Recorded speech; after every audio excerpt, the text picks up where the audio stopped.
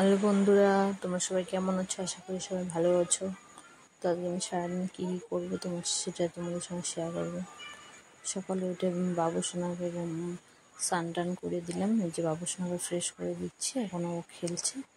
তারপরে এই যে মা আর বাবা বাইরে বসে আছে, যে বাবা আসলো। আমার বাবা অনেক দূর থেকে আসলো, সেটাই আমার বাবার বাড়ি। এই যে ওর দাদুকে দেখে ও তো খুব খুশি, দাদুর কোলে উঠলো। খুব মজা পাইছে, দাদুকে দেখে কি খুশি।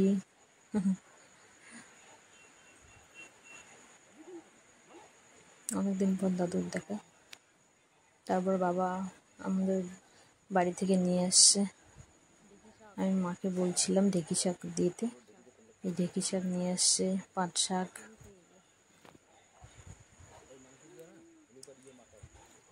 তারপরে আম নিয়ে আসছে। বাবু সোনা আম খেতে খুব পছন্দ করে, ওর জন্য আম কিনে নিয়ে আসছে।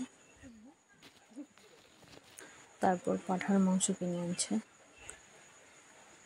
পাঁঠার মাংস গন্ধ বেরোবে, তাই তেল আর হলুদ মেখে নিয়ে আসছে। অনেকটা রাস্তা, যাতে নষ্ট না হয় সেজন্য এরকম করে নিয়ে আসছে।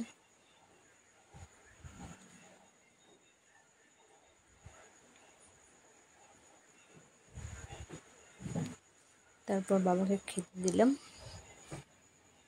মাও স্কুল থেকে এসে খায়নি, মাকেও খাইতে দিলাম বিকেলে। তারপর জগন্নাথ দেবের মাসির বাড়িতে আছে, সেজন্য প্রসাদ দিলাম, ফল কিছু দিলাম পুজো করার জন্য।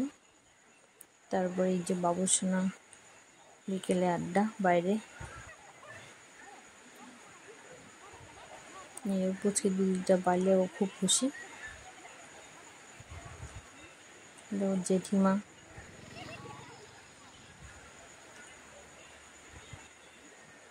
যে মাঠে হাঁটাহাঁটি করছে।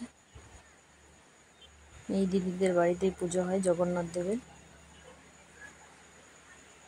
তাই কিছু ফল দিয়ে আসলাম।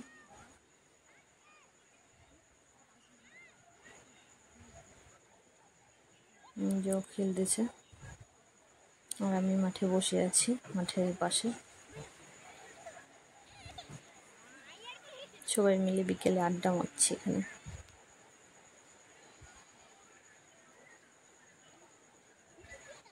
আমরা বিকেল হলে মাঠে এসে আড্ডা মারি সবাই। তারপর সন্ধ্যার সময় চা খেয়ে বাবুর সঙ্গে আমার বাবু আড্ডা মারলো। তারপর রাত্রে মাংস রান্না।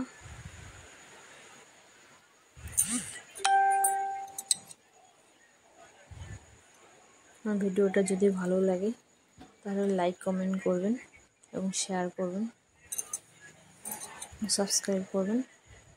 আমার মাংস রেডি, তারপর গরম মশলা দিয়ে নিলাম।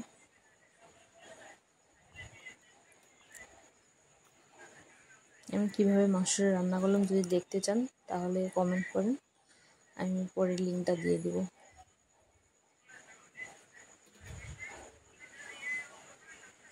আমার রান্না কমপ্লিট।